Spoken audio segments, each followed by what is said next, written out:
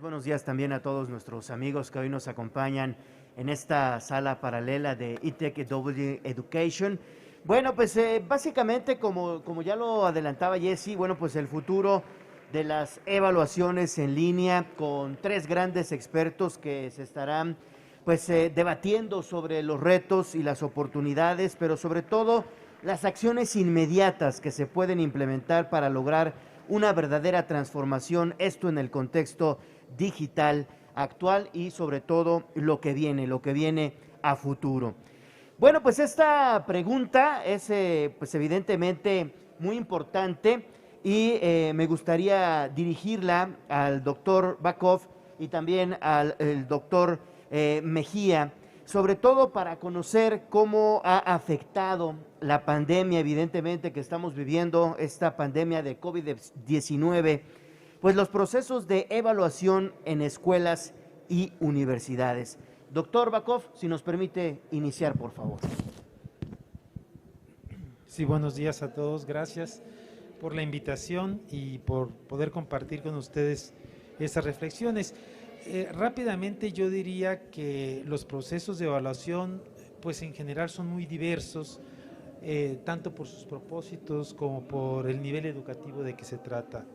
No ha sido el mismo efecto, las mismas condiciones en niveles de primaria o educación básica que en niveles de educación superior. Yo podría decir que en términos generales la evaluación ha perdido valor en general, porque las condiciones han impedido realizarla como normalmente se había hecho y los docentes y las instituciones han tenido que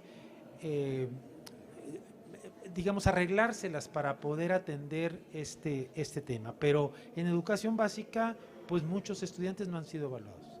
Y para propósitos o como un ejemplo, la evaluación que se le va a hacer a todos los estudiantes de educación básica en el país va a ser que van a pasar en automático todos los estudiantes. Y eso nos da una idea de que la evaluación ha perdido importancia en este momento, tanto por que no se ha podido realizar o porque la educación se ha hecho de manera distinta a la normal. En el caso de la educación superior es distinto, porque ahí creo que los docentes, las propias instituciones han podido establecer procesos de evaluación más innovadores, ¿verdad? Y han podido hacer, por ejemplo, evaluaciones colegiadas o evaluaciones a distancia, evaluaciones en casa, evaluaciones de distinta manera. Y cada institución, lo que es interesante es que cada institución lo ha hecho como ha podido y como se le ha ocurrido. O sea, la pandemia nos agarró con los dedos, digamos, en la puerta en ese sentido. Por otro lado, creo que los procesos colegiados en las instituciones se han incrementado para poder atender entre todos formas diversas de poder evaluar a los estudiantes. Otro es el caso, por ejemplo, de los procesos de ingreso o de egreso o diagnósticos que son de gran escala, que anteriormente se hacían en lápiz y papel o en computadora de manera presencial.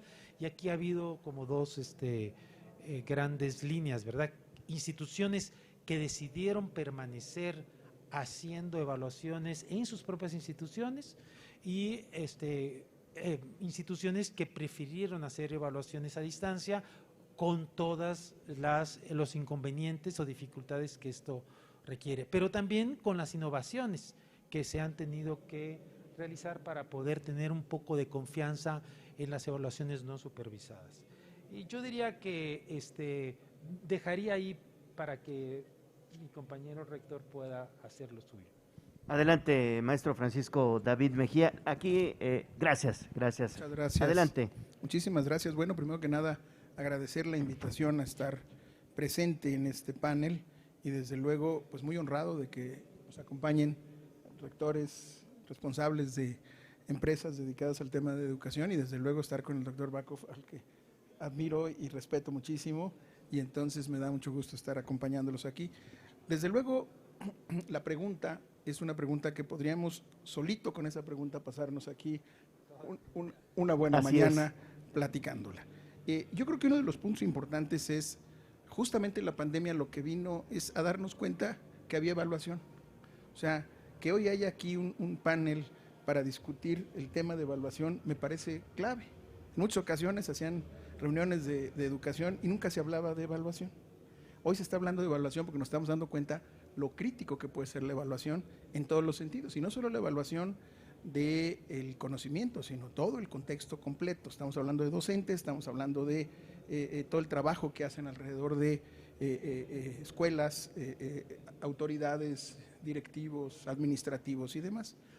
Y un poquito siendo cuidadosos de lo que ha pasado en nuestro país, evidentemente la parte de educación básica, educación media superior, como se le llama en México, o educación media, pues han tenido efectos en algunos casos muy contradictorios, porque tenemos la parte de la educación pública y la parte de la educación privada, donde en algunos casos la educación privada ha trabajado en algunos modelos de evaluación distintos a los que está trabajando la educación básica. Y en la educación superior también estamos viendo ese reflejo, porque no en todos los casos se pudo hacer un ejercicio formal de evaluación y se recurrió pues a decir vamos a dar clases a través de una plataforma en línea y luego vemos cómo evaluamos, ¿sí? Y luego vemos cómo evaluamos, pues tiene muchas cosas detrás que hay que cuidar finalmente, porque no se trata de la herramienta. Ahí el tema que se ha confundido, y quizás la pandemia vino a generar esa enorme confusión, hoy en esta primera etapa post-pandemia, porque todavía no hemos terminado, digamos, post-pandemia 1.0 todavía, estamos viviendo realmente un modelo de transición en muchos aspectos, y uno de ellos es en el tema de evaluación. Entonces cualquiera dice, no, bueno, pues yo lo que hago es genero una serie de elementos para evaluar a los alumnos, los presento a través de una plataforma y te hablan de la mejor plataforma tecnológica, pero la realidad es que ese no es el fondo del esquema. Hay que analizar realmente qué hay detrás y qué podemos hacer realmente para entender el concepto de evaluación. En muchos casos, y yo aquí puedo platicar un poco de lo que ocurre en el caso de una universidad 100% en línea, bueno, hemos trabajado durante varios años, esto ya es un proceso que ha venido madurando, que ha venido escalando diferentes niveles incluso de calidad, desde luego buscando cada vez la mejora, es pues ya en específico algunos temas muy puntuales, pero no es el caso de todas las demás. Tengo el enorme honor de ser profesor presencial en la universidad más grande de este país. Los últimos 40 años he estado dando clases en la UNAM y realmente ahí hemos sufrido el tema de la evaluación, y lo hemos sufrido de fondo, no ha sido un tema sencillo. ¿Por qué? Porque adicionalmente mucho de tu trabajo de evaluación tenía que ver incluso con el comportamiento de todo lo que hay atrás de una evaluación de un estudiante profesional, ¿no? Hasta el neurolenguaje, ¿sí? Cuando lo ves en un examen, ¿no? Claro. Acá no lo ves en un examen, ves su imagen en una pantalla, probablemente, ¿no? Le pasas sus cuestionarios y lo evalúas. Igual al profesor. El profesor dejó de ser evaluado de una manera como venía siendo evaluado todo el tiempo, ¿no?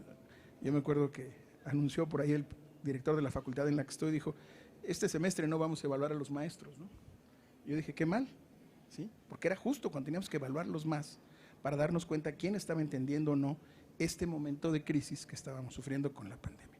Entonces, un poquito coincidiendo con lo que dice el doctor Bakov, el tema de evaluación era un tema que no se tocaba, se hablaba muy poco de él, y cuando se hablaba de él siempre era un tema que rayaba en la parte política, ¿no? En muchos casos, sobre todo en la educación pública. Pero ahora viene la pandemia y ahora nos hemos preocupado realmente por la evaluación, y yo creo que es algo que vamos a seguir buscando de muchas maneras. Entonces yo dejaría por ahí incluso un poquito a la polémica, qué va a pasar realmente con cuando venga la etapa 2.0 de la pospandemia. Gracias. Muy bien, maestro. Si nos permite, maestro, pasarle el micrófono a Rodrigo Martínez de Clarway, para que nos comente, Rodrigo, cuál ha sido la experiencia que ustedes han tenido en esta materia.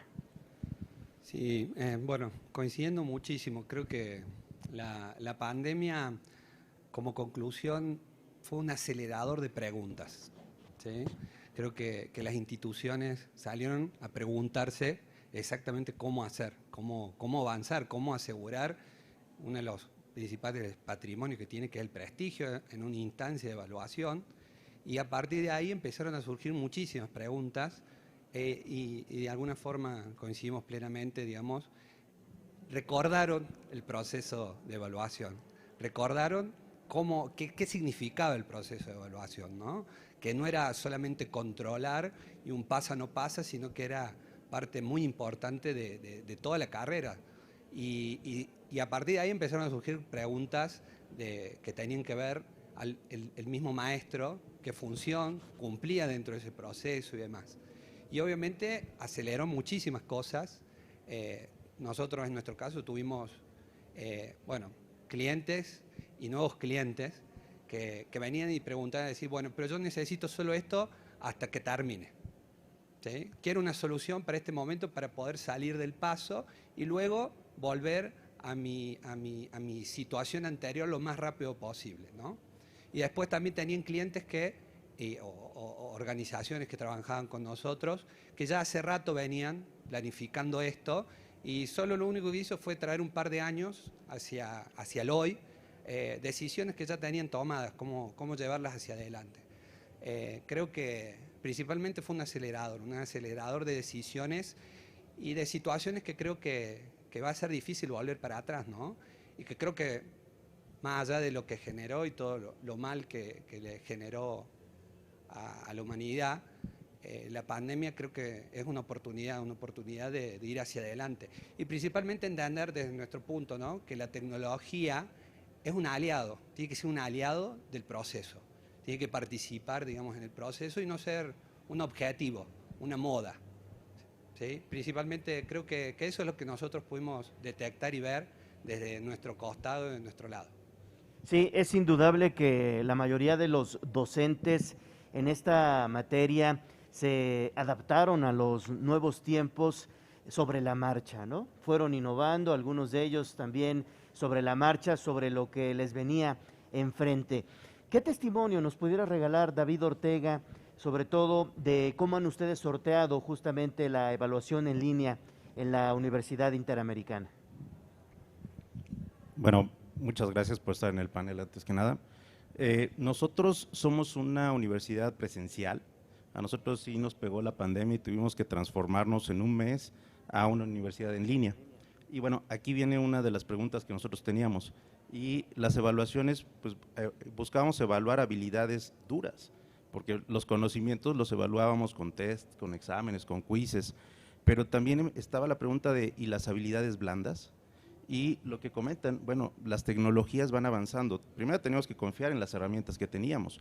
Y segunda es, bueno, existen simuladores, existen otras herramientas que nos pueden ayudar también a poder evaluar las habilidades blandas. Entonces, lo que nosotros buscábamos era pasar la presencialidad en línea, pero también tomando ciertos factores que nosotros veníamos trabajando desde antes. Claro. Gracias, David. Doctor Bakov, ¿cuáles serían los principales retos y oportunidades, doctor, evidentemente para las instituciones educativas al migrar, digamos, a estos procesos de evaluación en línea? Adelante, doctor. Rápidamente, yo diría que lo más importante es saber o poder diseñar evaluaciones justas y confiables en estas condiciones nuevas, porque no es lo mismo tener la presencialidad y estar supervisando una acción de evaluación que hacerla a distancia con herramientas que los profesores no conocen, digamos con propósitos pedagógicos. Todos los profesores utilizan los medios digitales, pero muy pocos, les puedo asegurar, los utilizan con propósitos pedagógicos y mucho menos con propósitos para la evaluación. Entonces, lo primero es tener la posibilidad de diseñar evaluaciones justas y confiables para todos los niveles educativos y para todas las asignaturas. No es lo mismo evaluar, por ejemplo, matemáticas que evaluar artes o que evaluar lenguaje. Es decir, es un reto gigante el que se nos presenta enfrente. Segundo, ver que no todas las escuelas son iguales. Hay lo que le llaman, por ejemplo, cursos comunitarios o escuelas multigrado. es decir, en condiciones o escuelas indígenas, muy difíciles y muy distintas, con mucho menos capacidades y menos tecnologías, y habría que, digamos, que esto no fuera privilegio solamente ni de las universidades ni de las escuelas privadas, sino que fueran generalizables a todas las escuelas públicas de cualquier nivel socioeconómico. Que ese es el reto, ¿no? Ese es el gran reto, porque las universidades, yo digo, tienen resuelto en gran medida su problema, pero las comunidades marginadas no lo tienen, y ahí es el gran reto. Y finalmente, yo diría que habría que saber diseñar, y ya lo dijeron anteriormente, no solamente conocimientos que se pueden realizar fácilmente, ¿no? Evaluar conocimientos, sino ir mucho más allá de la memorización, sino habilidades más complejas de alto nivel intelectual. Ese sería un reto que nos está enfrentando y que no tenemos todavía la manera de decir por aquí lo vamos a hacer, aunque ya hay visos de por dónde ir caminando y después podré atender eso. Gracias. Doctor Mejía, y también es importante pensar en que debe existir una transformación no solamente en el cuerpo docente, sino también en los alumnos, en los estudiantes, ¿no? Que también es un gran reto. Bueno, hablar de transformación siempre conlleva muchos elementos, porque hay que hablar del contexto, ¿no? Hay que hablar de cuál es el ecosistema en el que te estás moviendo para pensar qué vas a transformar y cómo lo vas a transformar. Yo te diría, efectivamente, el tema va un poco más allá, y yo creo que tiene que ver justamente con tener cuidado justamente en la definición de no hacer mal uso, por ejemplo, de todos estos conceptos de evaluación que en ocasiones pues, conllevan a lo que estamos viviendo, lo que podemos estar viviendo. Entonces, lo queremos transformar, pero a veces queremos transformar sin saber cómo lo vamos a lograr. O sea, a veces estamos viendo el resultado final de la supuesta transformación, pero no tenemos claro qué es lo que vamos a mover y cómo lo vamos a mover. Yo creo que lo que mencionaba hace un momento el doctor Backhoff, refiriéndose, por ejemplo, a comunidades, a zonas de difícil acceso con complicaciones, pues ahí el tema es primero entender justamente qué es lo que está ocurriendo para saber qué es lo que vas a evaluar y cómo lo vas a evaluar. En el caso de zonas urbanas, zonas con mayor acceso a otro tipo de contextos o ecosistemas distintos, pues también tienes que entender muy bien cómo va a hacerse esto. Nos pasa un poco con la evaluación, lo que me decía hace tiempo un médico al que aprecio mucho y es uno de los principales investigadores en el tema del genoma humano. Me decía él, la medicina tradicional, la que usamos hoy día, dice, pues está hecha para el 80% de las personas. Hay un 20% que esa medicina no le funciona. Estamos trabajando para llegar a la medicina personalizada. Y yo creo que lo que tenemos que hacer, el gran reto, es entender cómo la evaluación en algún momento tendrá que volverse personal, personalizada. Porque evalúas, pero evalúas, como también decían hace un momento, pues algunos temas, puedes evaluar conocimiento, puedes evaluar algunas habilidades, puedes evaluar algún otro tipo de comportamiento, por ejemplo, la parte de trabajos manuales, la parte de trabajo directo, digamos, en un laboratorio, en algún lugar así, pero la realidad es que estás evaluando otra vez un cierto porcentaje de la realidad de lo que quieres evaluar en el fondo. Entonces yo creo que el gran reto para transformar es entender dónde estamos, cuál es nuestro contexto, ese ecosistema que tenemos que resolver y parar ahí. Yo digo que hay un riesgo enorme, que es el mal uso que se hace del tipo de evaluaciones y el desconocimiento, desde luego, por parte de muchos tomadores de decisiones que junto a presencia de muchas otras cosas, sobre todo políticas, pues no están ayudando en eso. E incluye, desde luego, dimensionar claramente cuál es la relevancia y, por supuesto, la equidad en una evaluación. Ahí lo dejaría yo. Muy bien. Rodrigo, hablamos del concepto de transformación para llegar a una buena evaluación en línea. Los líderes de las instituciones, ¿qué papel juegan justamente en este proceso, Rodrigo? Fundamental, ¿sí? Juegan un papel fundamental y creo que eso es parte de uno de los enormes desafíos que tienen, ¿no? Cambiar, desde el punto de vista que nos toca a nosotros, cambiar la forma de ver los procesos y entender un poco en relación a lo que se comentaba recién, que los propósitos de la gente cambian, están cambiando, ¿sí? Hay una consecuencia, el 2.0, donde bueno, nosotros nos encontramos con alumnos que nos empiezan a plantear que buscan en esta comunidad que pertenecen las instituciones propósitos como la flexibilidad, como la sustentabilidad, la innovación, y en los distintos niveles socioeconómicos eso, digamos, se va adaptando, pero se da. Entonces, creo que es fundamental el entender la transformación y que la tecnología, por lo menos desde nuestro punto, tiene que ser parte, y por el otro lado generar la confianza para que eso ocurra, que es un poco lo que se decía, ¿no? Este es un ejemplo que nosotros utilizamos mucho porque tenemos muchas automotrices ahí a donde nosotros vivimos y difícilmente hoy nos imaginemos un auto ensamblado a mano. De por sí creo que nos generaría algo de desconfianza subirnos y demás. Hoy un proceso de este tipo está totalmente automatizado y robotizado.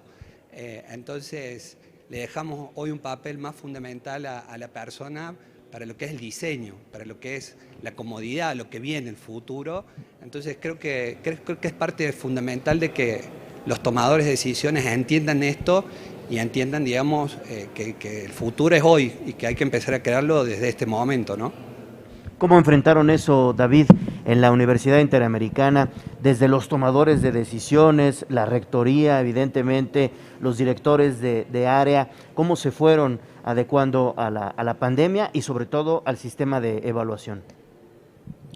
Mira, comparto mucho el tema de los tomadores de decisiones y los resultados que con ello conlleva, porque al final, por ejemplo, nosotros teníamos que ver profesores que no tenían herramientas, o sea, no tenían laptops, no tenían a veces conexiones a internet, entonces ¿cómo iban a dar clases en línea si no tenían las herramientas básicas para hacerlo?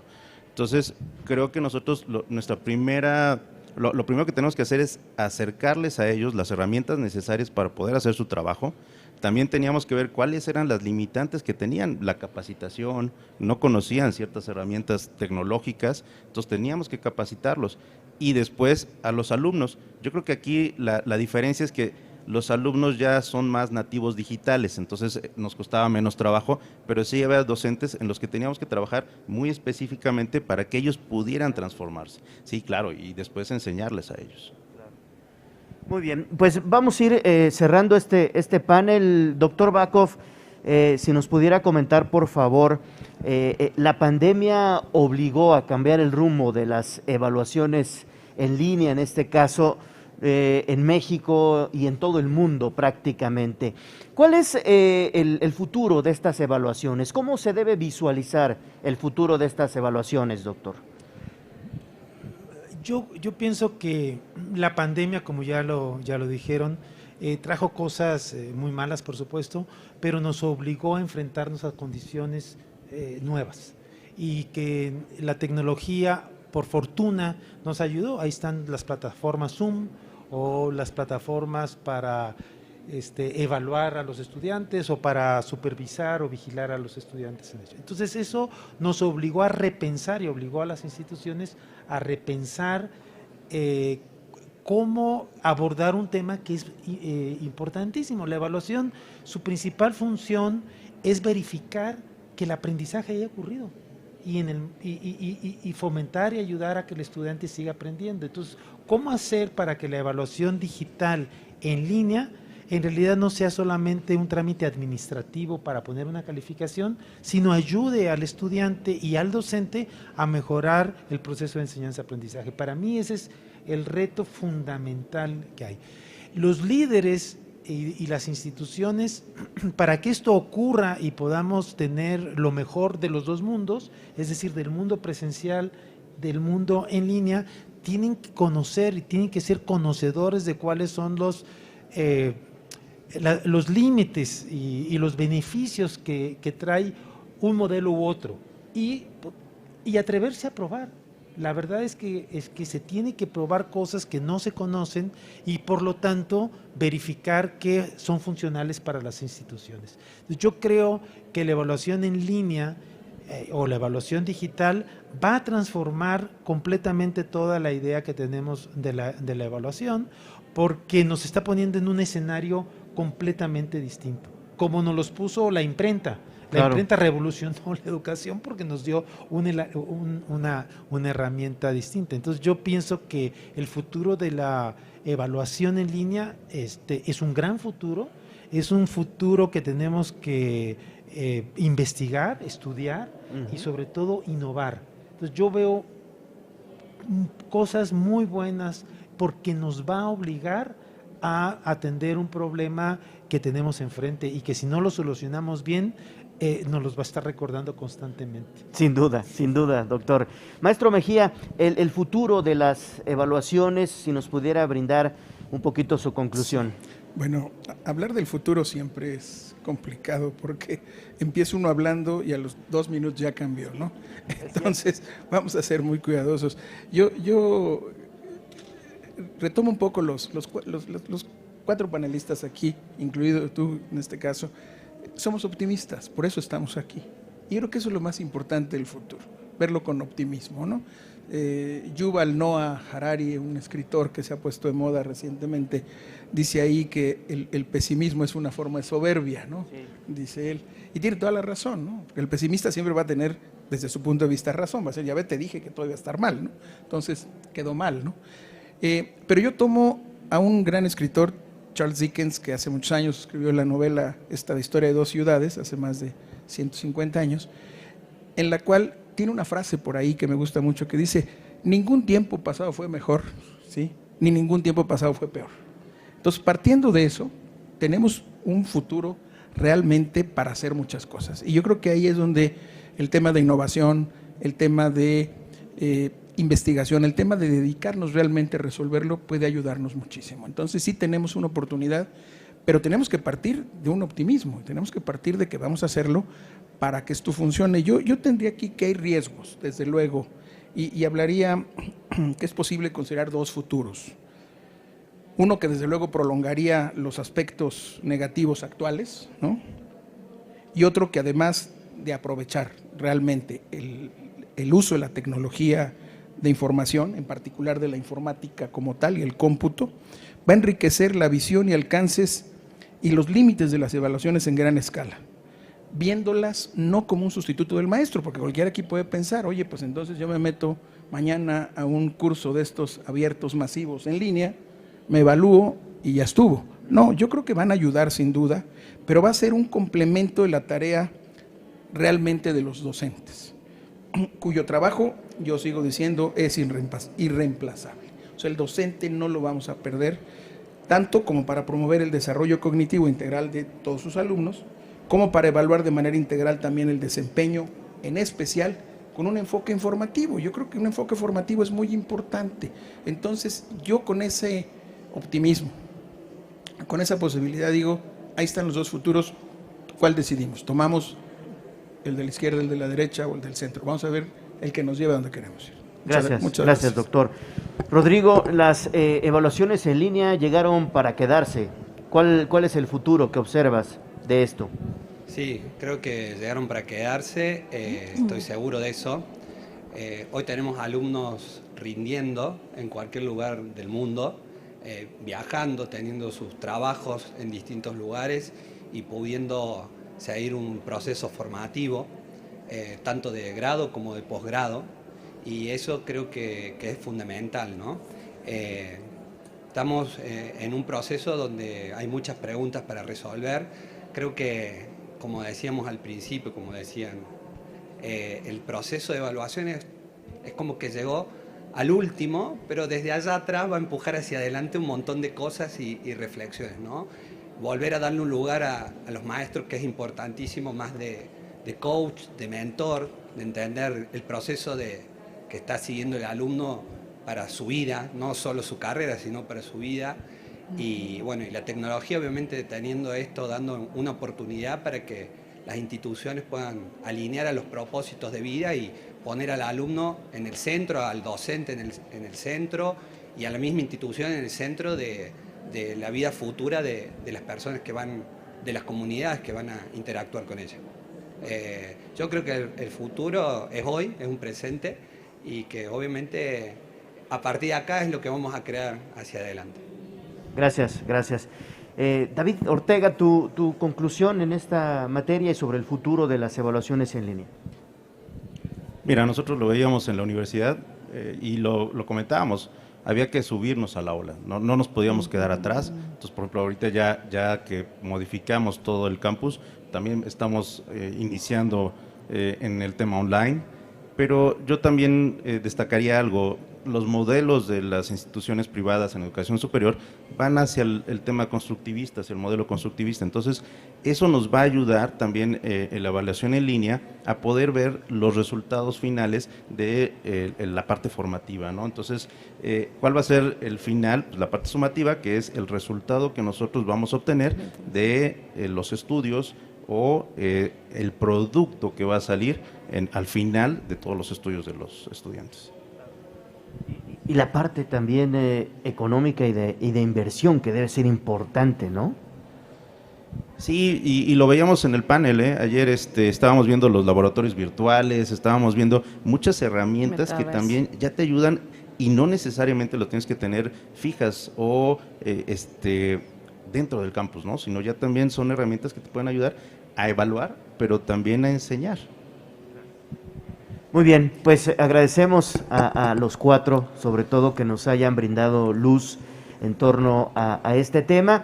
Y si gustas... Damos paso, si tú me lo permites. A las preguntas, por favor. Estimados panelistas, si nos lo permiten, damos paso a esto que será la sesión de preguntas y respuestas. Así que hacemos la invitación a nuestro público presente, si tiene por ahí algún cuestionamiento que nos quiera compartir, alzamos la mano y les pasamos el micrófono. ¿Hay alguien que tenga alguna inquietud, alguna duda? Aquí, sí, muchas gracias. Acá está, y también hacemos la invitación a nuestros invitados de manera virtual.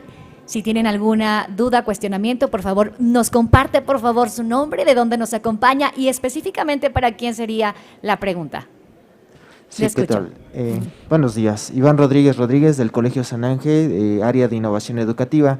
Mi pregunta es para el maestro Francisco. Usted habla de un optimismo, estoy de acuerdo. Sin embargo, me gustaría hacer una pregunta bastante específica. ¿Cómo hacer una evaluación que garantice que el estudiante haya aprendido el contenido y que lo lleve a la práctica, tomando en consideración lo siguiente? Como bien lo mencionaban, la SEP ya autorizó, y no es nuevo, desde hace 2 años lo venía haciendo, que en educación básica se aprobara al alumno, que nadie se quede rezagado, bajo 2 hipótesis. La primera, que el maestro ya no se encuentra motivado a hacer una buena evaluación, por lo mismo, porque si va a pasar el estudiante, entonces ¿para qué hago una evaluación? Y en el otro caso hipotético, al revés, el alumno está desmotivado porque sabe que aunque el maestro haga una buena evaluación, sabe que lo va a pasar la SEP. Esa sería mi pregunta. Muchas gracias. El tema del optimismo yo creo que es un tema pues más bien de una actitud ante lo que hemos estado viviendo y lo que vamos a seguir viviendo en los próximos tiempos. Y efectivamente tiene que ver con pensar realmente cómo vamos a hacer las cosas. Y yo creo que aquí, al menos en el caso de la educación pública en México, que se haya tomado en estas decisiones, pues nos hace llevar a pensar que sí tenemos que hacer realmente algunos elementos de cambio. Y el tema de la evaluación para realmente asegurar lo que estás buscando no es una evaluación final. A veces hemos confundido que evaluamos en un solo punto. Yo creo que la evaluación se da a lo largo de todo un proceso. Y esto ocurre como cualquier otro elemento formal, como nosotros mismos estamos evolucionando. Cuando un niño va creciendo, pues todos los días está teniendo finalmente un proceso de evaluación en términos de su salud física, su salud mental, su salud social, etcétera.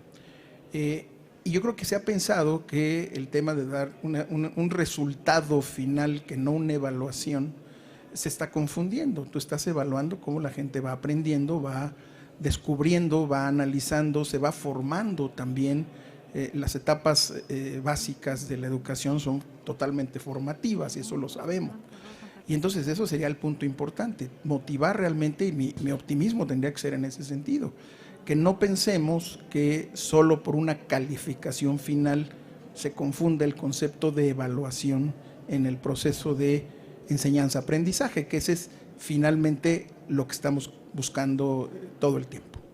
Y abonando un poquito a esta respuesta con el doctor Bakov, ¿podríamos pensar entonces que el gran pendiente de las evaluaciones en línea es justamente lo que platicábamos ya hace unos momentos, vinculado a la educación básica, pero sobre todo a estas comunidades alejadas y de difícil acceso? Ese sería el gran pendiente de cómo llevar la educación y las evaluaciones en línea hasta esos lugares. Sí, yo rápidamente y abonando a la respuesta que nos acaba de dar el rector, yo diría que la evaluación tiene dos grandes funciones: la función pedagógica, que es la principal de ellas, que es la formativa, que es la correctiva, la que le dice al estudiante qué ha aprendido y qué debe de aprender, pero también la que le dice al docente qué es lo que no han aprendido los estudiantes que él ha querido enseñar y que debería de corregir. Yo diría que históricamente esa función, que es la más importante, se ha dejado a un lado. Y la otra función, que es la administrativa, que es la de otorgar una calificación, un pase, y la de certificar que el estudiante curse un grado u otro, que es la que usualmente se utiliza. Y lo peor que nos puede pasar en el futuro de las evaluaciones en línea es que sigamos repitiendo el mismo error. Y además lo vamos a repetir mal, porque usualmente vamos a utilizar las mismas herramientas, los mismos métodos que utilizamos presencialmente, ahora en línea. Estamos traduciendo, trasladando algo como que en automático va a suceder. Entonces, yo soy igual digamos, en el sentido de tener optimismo, siempre y cuando nosotros orientemos la evaluación con el sentido pedagógico. El administrativo siempre va a estar ahí, pero el pedagógico debiera de estar ahí y debiéramos de aprovecharlo digamos, en las futuras evaluaciones. Y el reto mayor, ya no lo sé decir, pues son las comunidades más alejadas, más vulnerables y con menos posibilidades de desarrollo. Gracias, doctor. Siguiente pregunta, por favor. ¿Hay alguien más que nos quiera? Ahí tenemos, muchas gracias. Enseguida compartimos, tenemos una señorita aquí de este lado y un caballero de este lado. Después del caballero le pasamos el micrófono. Por favor, ¿nos puede compartir su nombre, de dónde nos acompaña y específicamente para quién va su pregunta? Hola, buenos días a todos. Su servidor, Víctor Manuel Méndez, responsable del área de TICS de la Universidad Politécnica de Tulancingo Hidalgo. Y la pregunta, pues bueno, va en general para todos los panelistas. Actualmente, bueno, que se maneja este esquema de educación en línea, pues los alumnos en la parte de evaluación, pues muchas veces utilizan estrategias de apoyo durante la evaluación, lo cual pues en ocasiones pues, nos provoca que no midamos correctamente el aprendizaje. Entonces la pregunta es, ¿qué técnicas o estrategias pues, bueno, los rectores en sus instituciones aplican para poder, pues llamémosle así, medir y corroborar que durante la evaluación pues los alumnos no se apoyen, ¿no?, de esas pues estrategias que muchas veces aplican, ¿no?, que no deberían de aplicarse? ¿Alguien que nos quisiera David, compartir una respuesta? ¿nos compartes tu experiencia? Bueno, y te lo voy a contestar de forma personal, porque es una creencia personal. Yo creo que también la educación a nivel superior se ha ido desligando de las empresas, de lo que ocurre en el nivel económico. ¿Y por qué lo comento? Porque si tú vas a una empresa, cuando nosotros evaluamos a un estudiante, le decimos, tienes que hacer esto, tienes que llenarlo, no puedes usar nada, no puedes usar libros, no puedes usar algo que te ayude, y eso va en diferencia de lo que está pasando en las empresas. Cuando una empresa tiene un problema, lo primero que te dicen es, ¿qué necesitas? Claro. Necesitas herramientas, necesitas personas, necesitas dinero. ¿Qué es lo que necesitas para tú resolver este problema y que la empresa le vaya bien? Entonces, creo que esa es una parte en la que las universidades tienen que empezar a adaptarse a dónde va a salir el estudiante y a dónde va a ingresar. ¿Por qué? Porque eso va a ser su vida o su modus operandi una vez que salga. Entonces, yo creo que ahí es donde la educación va a tener que migrar a adaptarse a lo que viven afuera del aula, no solo lo que están viviendo en el aula. Ciertamente. ¿Alguien que En quiera este abundar? sentido, doctor Mejía. Muchas gracias. Yo quisiera simplemente hacer un comentario relacionado a esto que tiene que ver con los juicios que hemos creado alrededor justamente de la evaluación o de esta evaluación final de una calificación. En México, al menos, no sé cómo se llaman en Argentina, cuando un profesor es un profesor que aprueba a todos sus alumnos, que los alumnos lo engañan y que se deja engañar y demás, le llamamos barco. Es un profesor barco, ¿no? Y al revés, cuando hay un profesor que no se deja engañar, que vive generando una tensión en el grupo, e incluso le tienen hasta miedo los alumnos, pues ese es el profesor duro, ¿no? Y se generan además juicios alrededor, ¿no? El profesor duro no importa, con él vas a aprender, ¿no? Y es un juicio que se hace. Y al revés, con el profesor barco no importa, hombre, pasas la materia, él te va a dar la calificación y no hay ningún problema. Y yo creo que ahí entra un trabajo de evaluación del cuerpo docente, también es importante. Hemos visto a muchos supuestos profesores duros ser pésimos docentes, ¿no? La realidad. Y al revés, estos famosos profesores barcos son profesores innovadores, probablemente con una visión distinta de la enseñanza, etcétera. Entonces, el trabajo de las autoridades educativas en mucho es también distinguir muy bien claramente, lo decía el doctor Bakov hace un momento, esta parte que estamos cuidando, la parte pedagógica, la parte didáctica y otra vez el modelo completo de enseñanza-aprendizaje, ¿no? En ese sentido.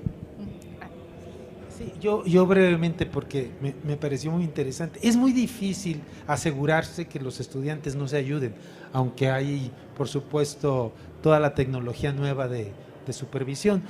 Pero en mi experiencia yo creo que hay dos líneas que se deben de explorar muy bien. Primero son los simuladores. Y yo sé que esto suena pues muy complejo, pero yo creo que para allá vamos. Es decir, si tú simulas un problema y le pides al estudiante que lo resuelva, no importa que se ayude, pero que lo resuelva, tú estás poniendo a prueba si el estudiante tiene la capacidad de utilizar las herramientas que tenga a su alcance para resolver el problema. Porque la vida real así es. La vida real te pone un problema y tú te ayudas o te dejas ayudar o te asesoras y ahí viene todo el... Entonces tenemos que cambiar de chip. Porque si tú dices lo que voy a evaluar son conceptos o memorización, pues sí es bien fácil que se ayuden, que se copien y que no te sirva de mucho eso, ¿no? Entonces uno tiene que ir pensando en ¿Qué es lo que necesitamos? Cambiar el modelo de evaluación y utilizar nuevas tecnologías, por ejemplo, simulaciones con páginas web, que tú le digas, a ver, métete a esta página web y encuéntrame esta información y dame la solución. Es muy difícil que alguien le ayude a una persona porque él lo tiene que hacer personalmente. Entonces pensemos en utilizar las nuevas tecnologías, pero no de la misma manera que estamos evaluando en lápiz y papel. Entonces sí requerimos de una creatividad y innovación al respecto. Gracias. Sí, siguiendo un poco en la línea, nosotros en la experiencia, a esta altura ya tenemos casi 2 millones de exámenes tomados virtualmente. Le acercamos videos de los exámenes a los docentes y el docente se empieza a ver la realidad que por ahí en el macro momento de un aula no tiene esa visión uno a uno, esto de personalizar, ¿sí?, que hablábamos hace un rato. Entonces se empieza a plantear un montón de cuestiones e inclusive el hecho de alguna forma de darle que el control de copió o no copió pase a ser automático, le da otro lugar al docente donde empieza a hacer un coaching o un seguimiento del alumno y empieza a replantearse si no está bien o está mal, que se ayude, porque claramente el alumno después de eso va a una vida distinta a lo que ocurre. Y en línea del médico o el ejemplo, un maestro que nosotros siempre tenemos de consulta, me decía o me planteaba, decía, si hoy un médico va 100 años hacia atrás y quiere ejercer, probablemente le cueste mucho, porque tiene mucho que ver con lo que decía, está personalizado. Ahora, probablemente un maestro no, probablemente se encuentre con un aula muy parecida a la que tiene, ¿no? Entonces, bueno, ese es el tipo de preguntas y situaciones como la que vos planteás, la que van a empezar a hacerse preguntas, y por eso digo que la evaluación desde atrás hacia adelante va a reconfigurar un montón de cosas. Gracias, Rodrigo. Adelante. Agradecemos mucho, es así, muchísimas gracias por sus amables preguntas a todos ustedes. Es así como estamos llegando al final de esta de verdad increíble charla que siempre nos abre la mente a ideas, a imágenes que de repente ni siquiera teníamos en la cabeza. Compartir su conocimiento es muy importante para nosotros, sus experiencias. Gracias a todos los presentes. Un aplauso, por favor, para nuestros panelistas, quienes comparten el día de hoy. Nos vamos con esta reflexión que desean ustedes. Tenemos que ser flexibles a los cambios, pero los docentes siempre presentes. Así que muchísimas gracias, es un placer. Gracias, compañero Torija, que siempre estás con nosotros compartiendo este espacio. Y si gustan, también es el momento de fotografías, si es que lo quieren hacer así. Agradecemos muchísimo. Muy buenos días. Continuamos nosotros con nuestro programa.